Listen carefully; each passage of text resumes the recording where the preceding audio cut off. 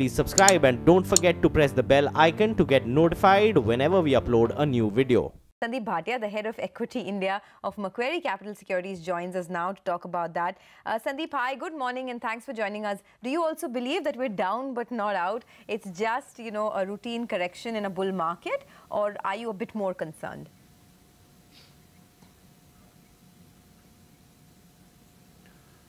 So I'll take your question in parts. Yes, we are definitely down, but definitely not out. Is this a routine correction? Obviously, it's not a routine correction. What's happening here is dollar strength, US Treasury yields hardening, the entire emerging market basket of currencies coming under pressure for multiple reasons, India being part of that same trend. So it is not a routine correction, and this correction can continue for a couple of months. Does that mean that the India story is over or we have a real concern? Absolutely not. I've seen in my 25 plus years of looking at investments that whenever there is these kind of corrections, given a passage of time of maybe 12 months or 2 years, these are actually fantastic entry points. The last such entry point was when the demon had happened. Mid of December was the low for the market. And then we saw 2 years of very strong returns. I think we are again getting an opportunity in this market. The market can correct. I wouldn't be surprised if it hits 10,800 on the Nifty, but does that mean that all hell has broken loose? Absolutely not. I think you should be a buyer if the market corrects of more than 5% in the next couple of months. The good thing which is happening is the market is now rebalancing itself. This was a very narrow market, and any market observer would have said that this is the biggest cause for concern, that there are like 5 to 7 names that are moving the indices, and it's not a more broader correction. It's not a more broader movement. I think this correction will lay the foundations of a much wider and broader stock participation when the market indices come back and the rally starts again. Okay. So that's my long intro, but I think that's the summary of the points I want to make. Okay. Good morning, Sandeep. You gave us the lower bound of 10,800. What about the high bound? Because now we have to factor in the higher cost of capital, haven't we?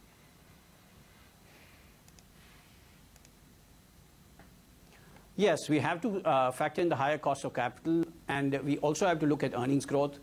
On our estimates, Nifty earnings growth is around 17.5%. It could go up. In fact, the banking sector has created a low base, so optically the earnings growth would actually be higher. But if you strip out some of these losses of the banks which have been in the base for last year, then the earnings growth is probably in this 17% range. I would think the top end of the index is maybe around 12,500, but it's not something that's going to hit right now. But clearly, this is a market which is going to be much wider in terms of stock participation and much stronger earnings growth. For 2 years, in multiple conversations with yourselves, the question that has been posed is, when is the earnings rebound coming? When is the earnings rebound coming? And the earnings rebound has come. Okay, so this is not the time to throw in the towel and say that the market is done. Okay, not the time to throw in the towel.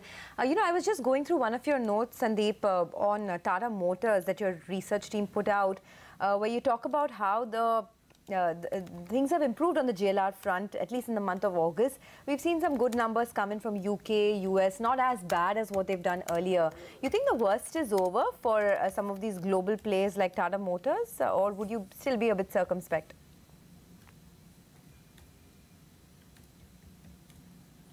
I think for global plays, the top line growth is going to be muted.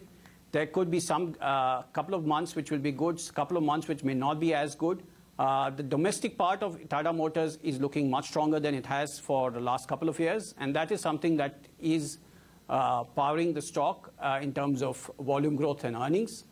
But I think this is a place in the market where I would still continue to look at the likes of Maruti, which is a cleaner and more settled play in terms of the domestic story. So Tata Motors looks interesting, yes. Some of the news on the international front could get slightly better. I would have hoped that it was much better than it has been in the last couple of months. But I would still think that the domestic plays are where we should look at. Okay. Sandeep, You know, one tendency has been, of course, to move towards IT and pharma because of the way in which dollar has behaved. What would your pick of the pack be? Stick with the large caps or more go for the mid caps in both these spaces?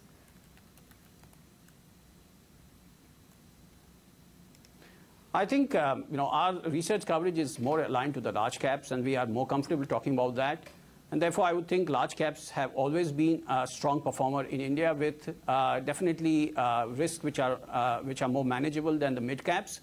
So I would go with TCS in IT. We like L&T Infotech, and that is something which we can also look at. But as a strategy, I think large caps are where we should be, especially in a correction. The large caps will actually do much better. If we see stability in interest rates, we see stability on 10-year bond yields, and a new government and post-elections, political stability come through. That's when the mid caps will come back. But that's probably after April, May next year. Okay. Correct me if I'm wrong. You guys had upgraded the EPS estimates for the pharma sector on the whole because of the way the rupee has depreciated. Stocks like Sun Pharma have already given you about 20% returns this year. You think there's more to go for many of these large cap pharma names?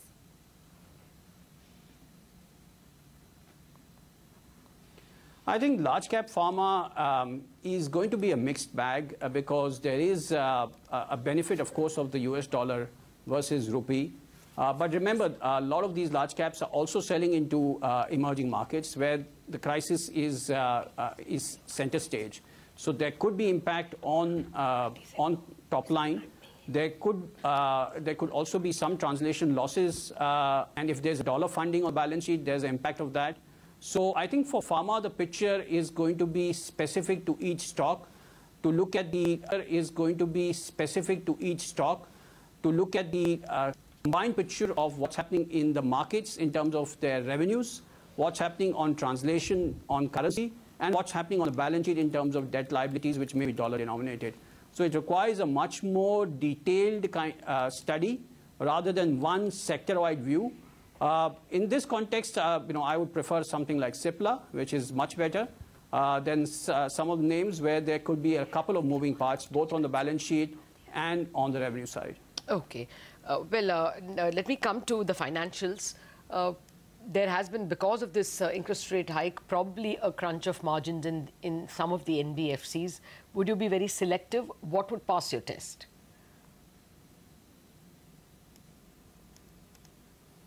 No, NBFCs, I think we have been very careful about these businesses were trading at very high multiples. I think the banks are much better placed. We would go with the likes of ICICI Bank or even Axis Bank. These are better placed vis-a-vis the NBFCs in the current scenarios. I would wait for a correction. And in fact, if the emerging market contagion actually continues through autumn, which is by autumn I mean October, November, around Diwali, then I think some of these names will be at much lower levels. You think this is a good buying opportunity in names like Godrej Consumers, some of these FMCG names? I was going through your note on Godrej Consumers where you say that the growth in the household insecticides business has been muted, but you still maintain your outperform rating. So would you advise buying on the dip?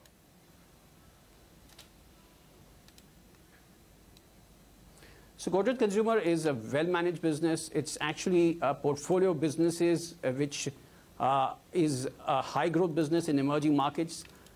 There's a large part of Godrej Consumer's business which is in Africa. There, actually, India, the currencies have not been under pressure. The only market in which GCPL, Godrej Consumer, is big, where the currency has been under pressure, is Indonesia. But the good thing about the balance sheet is that it doesn't have foreign currency liabilities. Most of its businesses are generating revenue in local currencies, operating costs are in local currencies, and it's not that there's a lot of debt on the balance sheet of these local entities, which will need to be marked down or in some way create a burden on the balance sheet. So on the whole, I think any correction, GCPL is something which we have liked and will continue with our outperform rating. Okay. The usual private bank versus corporate lenders. I think what people have to realize... Yeah, go ahead. Sorry, Sandeep. You know, I think what people have to realize, A, that this crisis is not unique to India. The corporate sector is in a much better shape than it was even 6 to 12 months ago. In fact, Indian earnings are positively correlated to a falling rupee. We have the IT sector, we have the Reliance, which would be a beneficiary of a falling rupee. We would have a lot of metal companies which are positively correlated to the Indian rupee earnings. In fact, this is a crisis not of earnings. We had a long process in which there was really an earnings drought for the last 4 years. We are at the end of this process. In fact, a falling rupee is positive for earnings growth in India. So we have to reiterate that. Valuations have been stretched in parts of the market, and that valuation correction is a process which is going to happen. The rupee has been much stronger than what economists would have liked for the first 3 years, from 2014 to 17. This is a very valid and required correction in the rupee rate. So finally, we have cleaned up. We have cleaned up the NPA mess in this country. We have put GST in place more than a year ago now. We have the currency correction now happening. Clearly, the earnings growth is going to come back on a wider basis. So there is not an earnings crisis. Okay. This is just this is a currency which is under pressure because of multiple reasons. And which is, in fact, offering you a buying opportunity in this market if it falls below 11,000. It's very strongly argued, I must say. And just as you all have, I mean, I take your point entirely that there is usually a nifty bump up a year after a currency depreciation. That pattern has been repeated. You all have increased the pharma valuations. Just let us know if you have increased any other valuation, any other earnings as well because of the rupee. For instance, Reliance, for instance, metals, for instance, IT. Any of them, that's also been increased. And finally, also your word on Zee TV and Sun TV for that matter. The television channel stocks are getting trammed because of the competition from OTT and digital.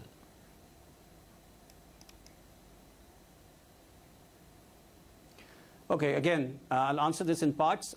We would like to revise earnings after the first 6 months are done. Okay. So I think looking at quarterly sometimes misses the bigger picture. So the earnings revision are definitely going to happen in my view, but they will you will see them coming through in October, November. Okay. On terms of Zee and Sun, we like both those names. There is pressure coming through on the stocks right now, but this is not structural to their businesses. In fact, every consumer company that we talk to says that consumption is coming through strongly, better than expected. And to that extent, advertising spend will also come through. This movement towards OTT and so on is a long-term process which will take, in my view, more than a decade. And it will just be one way in which entertainment is accessed, at least in India, given the multiple tiers of society. And even within a single household, there are multiple age groups that view screens and entertainment on multiple screens. And therefore, it is not that one versus the other, but just the fact that multiple screens will get used. So to that extent, I don't think Zee and Sun are structurally in any decline, their businesses. And therefore, if these corrections continue, this would be actually a very good buying opportunity. Okay, well, on that optimistic note, we'll let you go. Thank you so much for joining us and giving us your view.